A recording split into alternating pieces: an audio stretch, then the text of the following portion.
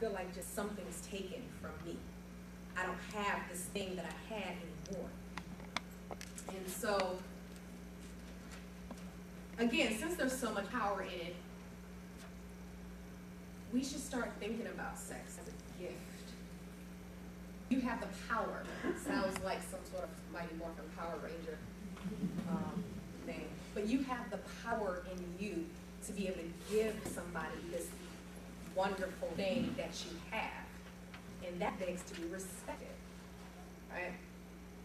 I'm giving this to you because I want to, because I recognize the power in it.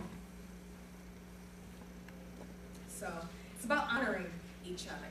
And what I mean by honoring is, well, first let me take a step back here. Most sex, in a traditional sense of what people usually think about sex, is very goal-driven. Meaning, you go in there, you do some touching, you have orgasm, and you go to sleep. Orgasm being the goal. That's the aim of sex. But sacred sex, seeing it from a spiritual sense, is not goal-driven. If you're going to mention a goal, the goal is pleasure for the other person. You're not thinking about orgasm. You're not thinking about what you're going to do afterwards. You're in the moment. And the only goal you have is, I want my partner to feel good. I want her or him to feel special in this moment. I'm giving her or him this gift. I'm honoring them with this thing that I'm doing for them, with them. That's what I mean by when I'm talking about spiritual. It's having it and not concentrating on the end goal in mind, but just enjoying the moment. And once you start looking at it like that, it's just me just enjoying myself with my beloved, then you're going to have good sex. Because you're not focusing on that. So we're trying to have goal-driven sex. So is it really that easy? Yes, it is. You have to make a decision, and you have to empower yourself in order to know that you can do this. You can just make a decision to think like this today, tomorrow, whenever you please.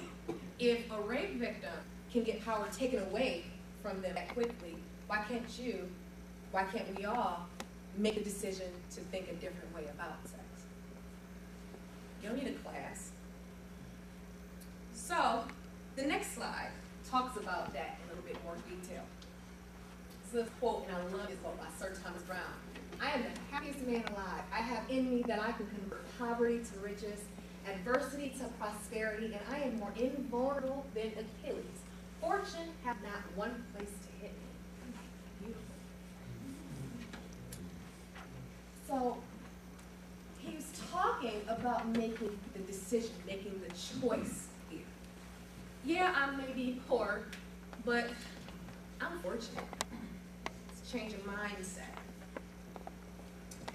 Okay, so first, progressive relaxation is fantastic.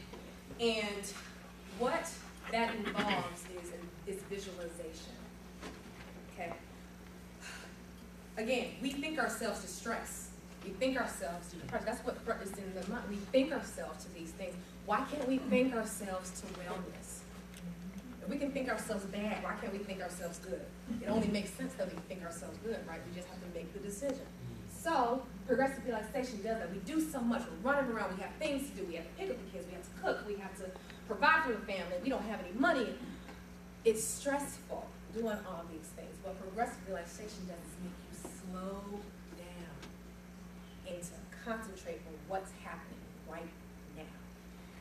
Calms your body so you're able to take in some of this stuff and it's not kind of running around wild in your head. And what this usually involves and how I do it and how I have people do it is I kind of have people either sit or lay to where they're completely just kind of relaxed. They're not doing any weight bearing at all.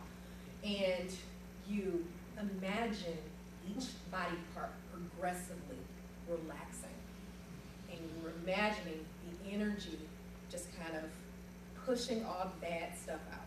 So you're pushing it out the toes, and then it goes up, and then you're pushing that out, and then and at the end, you're in opened up and you're almost sunk into whatever you're laying on, sitting on. And when you get finished with that, you're able to say, you know what, okay, relaxed, I'm ready to go. So I love the progressive relaxation for that. Of course, meditation. And again, this is something that's personal to people. There's no set way to meditate. Some people have mantras that they do. Some people sit in the cross-legged position that you usually think of when you think of meditation. Some people just sit quietly for however long. But just kind of focusing your mind on one particular thing and not focusing on all these other things that you have to do in meditation. Tantric meditation, and that kind of goes hand in hand. I want to, and I separate those two because I want to say that Tantra is a Sanskrit word meaning expansion through awareness. And I'm currently, I'm learning more and more about Tantra, love Tantra, and not a Tantrika or anything, so I'm not the end-all be-all of Tantra, but I found that some of these things do work for some of the people who I've worked with. So with Tantric meditation, I love Tantric meditation because it is not something that just adults can do. See, Tantra, again, expansion through awareness. It talks more about the appeal of it comes from the fact that you're talking about here and now. Tantra is all about the sensory experience, what's happening around you right now. So we're always worried about the future. We're always worried about what we have to do and what we didn't do. And what about right now? Slow down, slow down. What's happening right now? You know, calm down. And so some people, and there are a couple of sex therapists who actually, not sex therapists, but sex educators that I know that do certain tantric meditation activities in schools. So kids come in from the cold and they're running around, okay, no, slow down, what do you feel? You know, what's happening right now? You know, what smells do you notice? It kind of makes you slow down to understand what's happening with your body, what's happening around you. And we tend to lose sight of that as we get on with our days and weeks and whatever it may be. So tantric meditation is about, it's not a religion. It has nothing to do with religion. Anybody who tells you that Tantra is religion, you don't want to get any Tantra practice through them. It's not. And it's about staying present. It's about listening to your senses.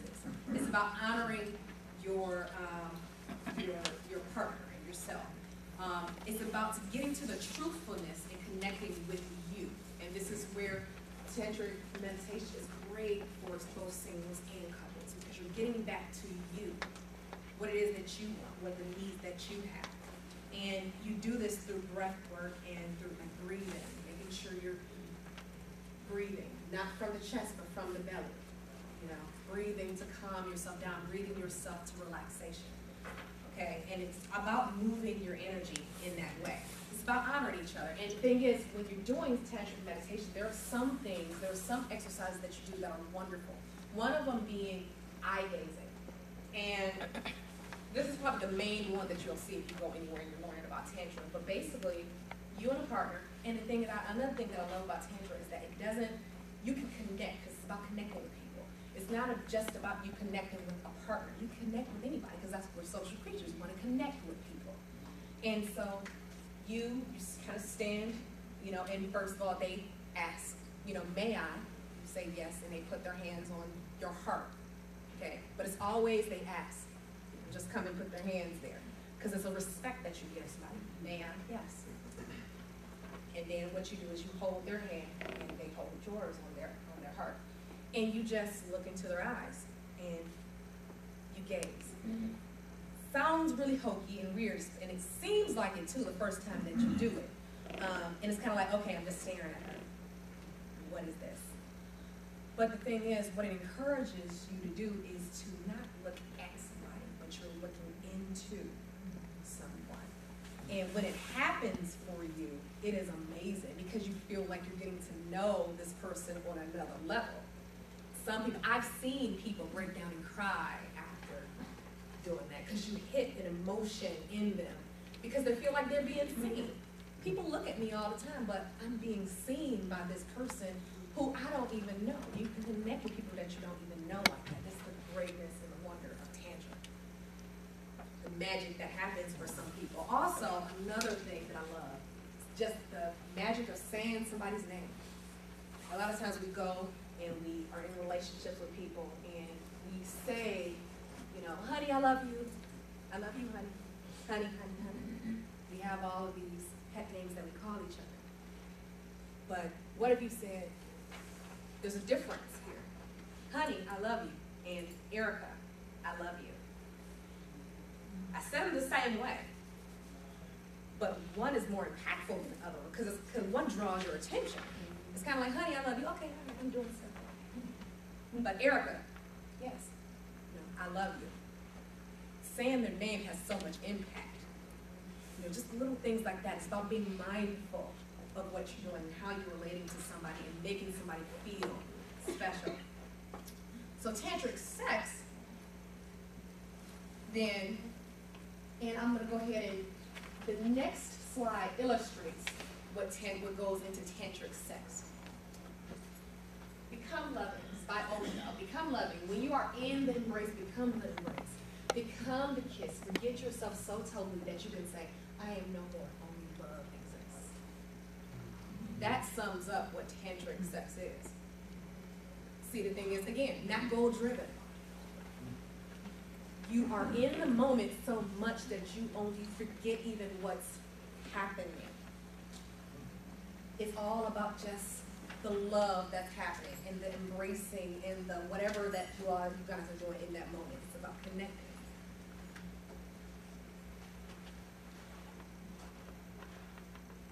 Tantric sex is about the body being sacred.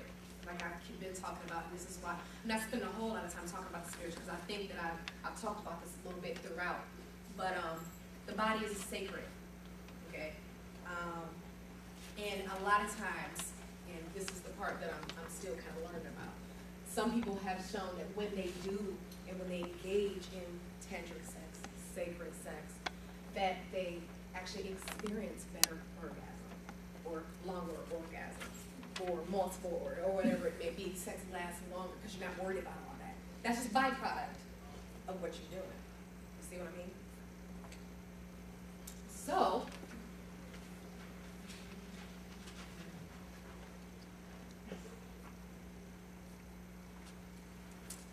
I've talked about sex, and I've talked about fitness, and I've talked about spirituality, but what is the point of all this? Well, everybody? Sex is good. Do you believe it? Yes. Sex is great, right?